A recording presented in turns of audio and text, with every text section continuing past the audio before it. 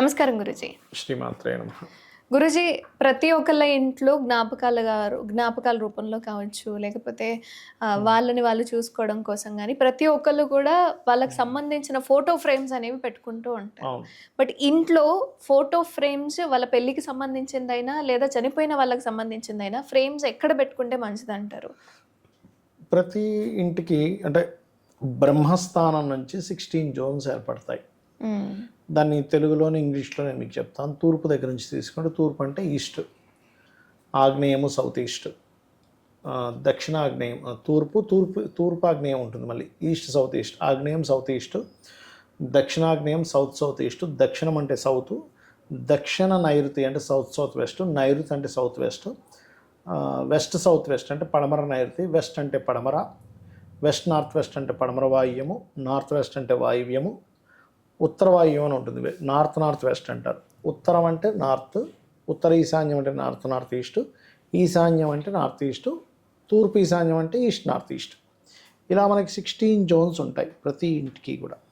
ఆ 16 జోన్స్లో ఒక్కొక్క జోన్కి 4-5 దేవతాసురుల సంబంధం ఉంటుంది. ఆ రకంగా ఇంట్లో వాళ్ళు ఆనందంగా ఉండాలి అంటే ఇందాక నేను చెప్పినటువంటి నార్త్ ఈస్ట్కి మధ్య భాగంలో ఈస్ట్ నార్త్ ఈస్ట్ అంటారు. అది ఎంటర్టైన్మెంట్ అండ్ హ్యాపీనెస్ జోన్ అంటారు. అక్కడ మీ ఇంట్లో వాళ్ళ ఫోటోలు పెట్టుకోండి. నార్త్ ఈస్ట్కి మధ్య భాగంలో, లేదు నార్త్ భాగంలో కూడా పెట్టుకోవచ్చు, తప్పేం కాదు.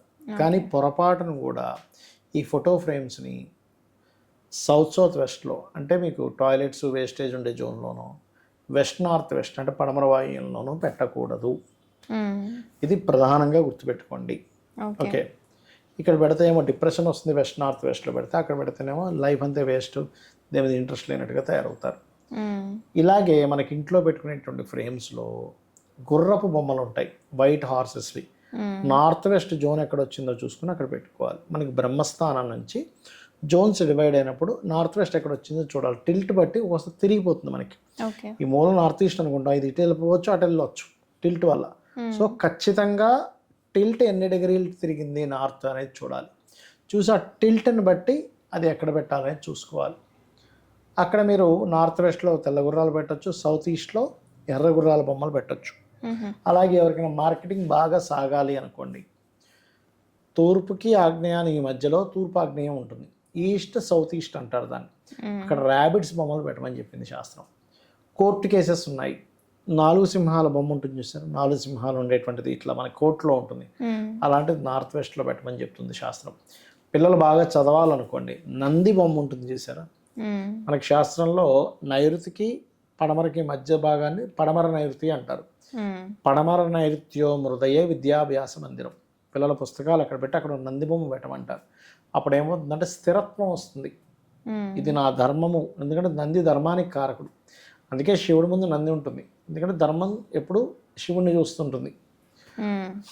అందుకని అంటే శివుని యొక్క ఆజ్ఞతో ధర్మం పనిచేస్తుందని కూడా అర్థం అనమాట అక్కడ. అలా అదేవిధంగా మనం దేవతా ఫోటోలు అన్నీ కూడా నార్త్ ఈస్ట్లో పెట్టుకోవాలి. పితృదేవతలు అంటే చనిపోయిన తాతో ముత్తాతో ఉంటారు కదా చనిపోయిన వాళ్ళు, వాళ్ళ యొక్క బొమ్మల్ని సౌత్ వెస్ట్లో, ఈ పడమర వైపు ఉండే సౌత్ వెస్ట్లో పెట్టుకోవాలి. అంటే సౌత్ వెస్ట్ జోన్ తీసుకొని దాన్ని మళ్ళీ సౌత్ వెస్ట్ 2 భాగాలు చేస్తే వెస్ట్ వైపు ఉండే సౌత్ వెస్ట్ జోన్లో పెట్టుకోవాలి. మళ్ళీ వెస్ట్ సౌత్ వెస్ట్ కాదు, వెస్ట్ వైపు 2 భాగాలు చేస్తే అక్కడ, ఎందుకంటే అది పితృస్థానము, పితృపదం అని ఒకటి ఉంటుంది అక్కడ. పితృపదం దగ్గర పితృదేవత సంబంధించినటువంటి పటాలు పెట్టుకోవాలి, అది రూల్ అనమాట. అర్థమైందమ్మా? అట్లా ఇప్పుడు ఉదాహరణకు తూర్పులో పెట్టుకోవాలి, రాముడి పట్టాభిషేకం బొమ్మ పెట్టుకోవచ్చు, సూర్యభగవానుడి యొక్క బొమ్మ పెట్టుకోవచ్చు అక్కడ, అది చాలా మంచిది. కృష్ణుడు వెన్న చిలుకుతున్నటువంటి బొమ్మని ఎవరికైనా ఇంట్లో సంతానం లేనట్లయితే తూర్పుకి ఆగ్నేయానికి మధ్యలో తూర్పు ఆగ్నేయంలో ఈస్ట్ సౌత్ ఈస్ట్లో పెట్టుకుంటే చాలా మంచిది.